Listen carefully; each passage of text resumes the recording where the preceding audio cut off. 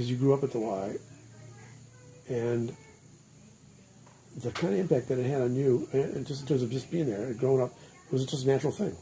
Well, I mean, just like it is here, it was a safe haven, a place to go in the summer to keep you out of trouble.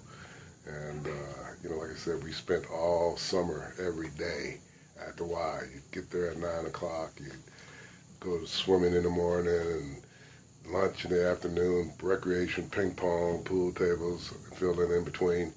And then they had a program called the Summer Adventure Club, SAC Club.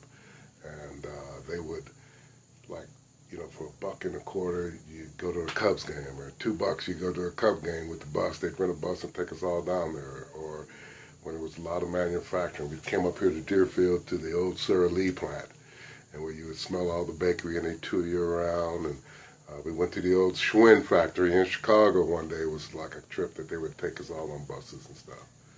I lived at the corner. That Schwinn factory was at the corner of where I lived on my block. And then that became, oh no, that was the Schwinn house. I take that. Now, you being a kid at the Y, did that encourage you to then want to work there? Well, I was there so much, they said, you might as well work here. Yeah. And so my first job ever in life was collecting dimes in the locker room. It was 10 cents for a locker and a towel. And I'd give them a key for the dime, and we'd collect dimes, and all the kids would come in, when they were using the facilities, because, it was open gym for basketball, and there were gymnastics classes and all that stuff. So I worked in the locker room for probably 2 or 3 years, and then I got an opportunity to work in the executive club up top, and work for tips for shining shoes, and there was a steam room and a sauna, and it was a little bit more private. They had their own permanent locker up there. I taught gymnastics because I was a big gymnast when I was younger, till I got to be too big. Yeah. My best friend was a gymnast, and his brother was a gymnast at the high school at Evanston.